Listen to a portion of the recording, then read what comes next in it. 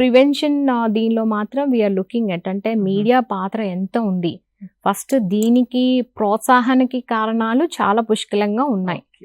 ఒక peer pressure అనేవి old కారణాలు అయిపోయి ఇప్పుడు అసలు ఆ ప్రెషర్ కూడా అవసరం లేదు. ఆ స్టిమ్యులస్ అంటే ఇప్పుడు మనం పదే పదే ఒకటే చూస్తున్నాం అనుకోండి, మనం కండిషన్ అయిపోతాం. సో ఇప్పుడు మన అడ్వర్టైజ్మెంట్స్ వెనకాల సైకాలజీ ఏంటి అది చూసి చూసి చూసి వి ఫీల్ ఒకసారి ట్రై చేయాలి.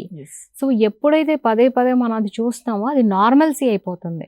సో మన ఓటీటీ కంటెంట్ ఏంటి, ప్రతిరోజు ప్రతి సీన్లోని ప్రతి ఫ్రేమ్లోని ఒక గ్లాసో లేకపోతే ఒక సిగరెటో లేకపోతే వాళ్ళు చేసేటువంటి అంటే నష్టం చూపిస్తున్నారు. కానీ నష్టం కంటే ముందు వాళ్ళు అనుభవించిన అంటే గ్లోరిఫికేషన్ పార్ట్ ఏంటంటే నువ్వు యూజ్ చేస్తున్నప్పుడు నువ్వు చాలా తెగించావు, హీరోగా అయిపోయావు, లేకపోతే ఇవన్నీ కూడా ఏంటంటే అది ఒక రాంగ్ మెసేజ్ వెళ్తుంది. అంటే పర్సెప్షన్ ఎవరు ఎలా తీసుకుంటున్నారు స్వీకరించడం అనేది.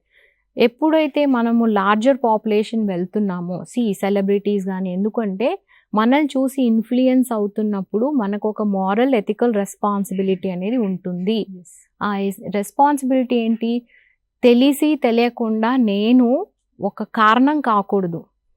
ఎప్పుడైతే ఆ మోరల్ రెస్పాన్సిబిలిటీ ఎథికల్ రెస్పాన్సిబిలిటీ, మనకు అన్ఫార్చునేట్ థింగ్ ఏంటంటే మనకి చిన్నప్పటి నుండి విలువలు చెప్పే పరిస్థితి పోయింది. అంటే వన్స్ అపాన్ ఎ టైం చాలా వాల్యుబుల్ స్టోరీ రూపంలో మనం వాల్యూస్ నేర్చుకునే వాళ్ళం. ఇప్పుడు అవి లేవు, అంతరించిపోయింది. And parents doesn't have time చిల్డ్రన్కి ఆ స్టోరీస్. అండ్ న్యూక్లియర్ ఫ్యామిలీస్లో అది అసలు ఎక్కడా కనుమరుగు అయిపోయింది. ఇలాంటి పరిస్థితుల్లో మనం ఎథిక్స్ ఎప్పుడు నేర్చుకుంటున్నాం అంటే ఒక జాబ్ వచ్చి అది ఇంటర్నేషనల్ స్టాండర్డ్స్ ప్రమాణాలకి ఉన్నటువంటి కంపెనీ అయితేనే ఎథిక్స్ గురించి నువ్వు ఈ జాబ్లో ఇలా ఉండాలి. నేను పర్సనల్లీ ఎథిక్స్ లేనటువంటి వ్యక్తిని కొత్తగా జాబ్ రాగానే తొందరగా ఎందుకు నేర్చుకుంటాను? Because that is never part of my personality. So ఆ common sense point of view కూడా లేకపోవడం కూడా విచారకరమైనటువంటి విషయం ఇక్కడ.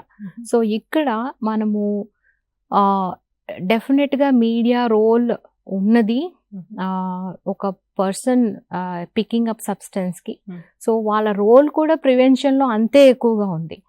ఎంత నివారణ చర్యలకి ఎంత ఎడ్యుకేట్ చేయగలిగితే, ఎంత మనము ఆ సమస్యల మీద అవగాహన కలిగించగలిగితే, ఇన్ఫార్మ్ చాయిస్ అంటాం. అంటే ఇప్పుడు నేను వెళ్ళి ఒక స్కూల్లో 100 మందికి ఒక ప్రోగ్రామ్ ఇలా కూర్చుని చేయడం వలన some thousands or some lakhs of people I'm reaching with the message. So ఇది ఇంపార్టెన్స్ ఆఫ్ మీడియా.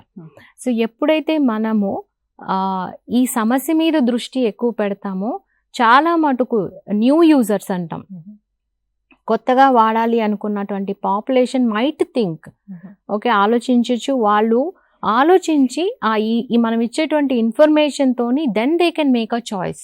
అవును ఇది తీసుకుంటే సరదా మొదలవుతుంది, కానీ ఎక్కడ ఎండ్ అవుతుంది, నేను దట్ ఈస్ నాట్, నాకు అది వద్దు అన్నప్పుడు then they can make a choice. You can make a choice by knowing this information. అంటే సరైనటువంటి ఇన్ఫర్మేషన్ తీసుకున్న తర్వాత మనకు ఒక చాయిస్ ఉంటుంది, వెళ్ళాలా తీసుకోవాలా, అది అసలు అవసరమా, నేను ఇంత రిస్క్ అవసరమా నా లైఫ్లో, దీనివల్ల పొందొచ్చు ఆ ప్లెజర్ కంటే పోగొట్టుకున్నది ఆ తరాజులో వేసుకొని చూస్తే ఏది ఎక్కువ ఏది తక్కువ ఉంది.